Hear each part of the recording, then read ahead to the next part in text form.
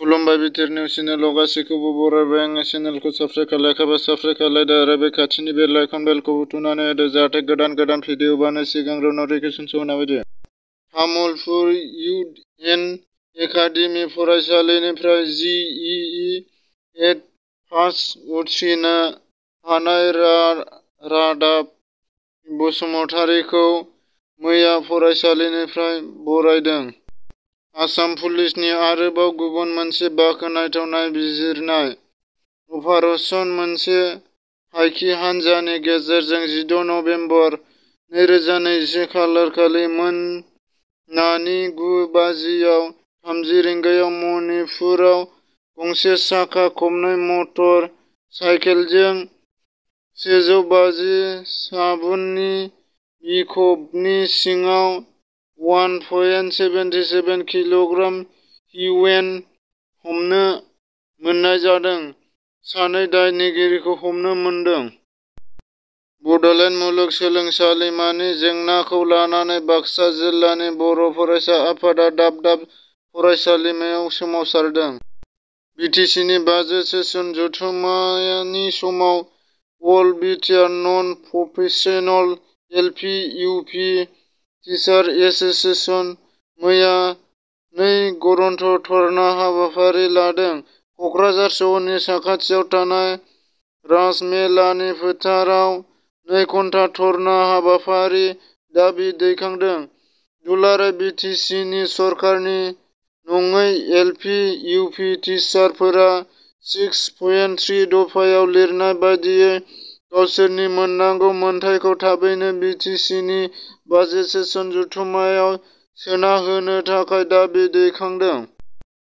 गोजां बोथोर बिटिसि रांबावजा सेथि खेबनि जिरायखांनायनि उनाव बिटिसिनि मावफुं सोद्रोमा इरब कुमार देबआ माखासे बाथ्रा फोरमायथिनानै होदों। तामुलपुर कलेज इउनियननि एबसु आरो तामुलपुर आन्सलिक एबसुनि बानजायनायाव तामुलपुर कलेज आरो तामुलपुर गिदिर कलेज लांगोनायाव 2 घन्टा धर्नानि हाबाफारि लादों।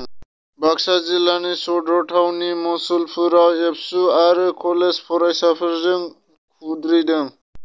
मैया आसामनि गिबि मन्थ्रि हिमन्त बिश्व शर्माया मणिपुर उदखारिफोरनि गाग्लोबनायाव मुंख्लं जानाय सुमन स्वरगयारीनि नखराव नुजाथिफैनानै खौरां लाहैदों। बाहागो लानाय बिथाङा गावनि अफिसियेल फेसबुक पेजनि गेजेरजों फोरमायथिदों दि मुंख्लं जिउ बाउनाया ओरैनो थाङा। हादर अनफावरि आरो भारत बिमानि थाखाय मुंख्लं सुमन स्वरगयारीनि जिउ बाउनाया गासैबो जोलैखौनो थुलुंगा होबोबाय थागोन होननानै फोरमायदों। आरो बेजों लोगोसे फैसानि चेकबो गथायनानै होयो बिनि नखरनि मानसिनो।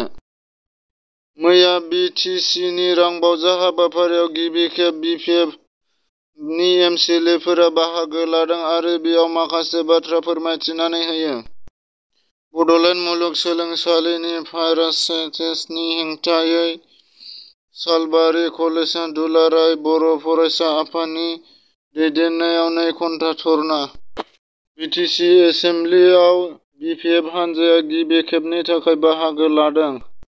बिटिसि एसेमब्लि बाजेट सेसन 2021 आव खौरांगिरिफोरखौ मबाइल सिङाव लांयैनि थाखाय खौरांगिरिफोरा खुद्रिखांदों। मानो होनबा माखासे खौरां दैथायहरनो थाखाय मबाइल एबा माबा मोनसेनि दरखार जायो। बेनि थाखायनो खौरांगिरिफोरा खुद्रिखांदों। बड'लेण्ड मुलुगसोलोंसालिनि भाइस-चेन्सेलरनि हेंथायै दक्षिण बिजिनि कलेज दुलाराय बर' फरायसा आफादनि दैदेननायाव 2 घन्टा धर्ना हाबाफारि लानाय जादों। बरमानि मरा फाग्लदिया दैमानि दालांनि सायाव लामा जाब्रबथाय सानै सुबुंनि गाज्रि जोखोम जादों। धेमाजि जिल्ला दिल्ली दास खौरांगिरिनि हानजाया सासेनि हाबाफारि लानानै खौरांगिरिनि जोनोम सान फालिदों। 17 आरो 18 नबेम्बर बिटिसिनि एसेमब्लि जथुम खौरां मोन्नाय बायदिब्ला बे साननैसोनि आबुं हाबाफारियाव बिटिसिनि खुंथायनि बेरेखा हानजाया गोख्रों बाहागो लागोन होननानै खौरां मोन्दों।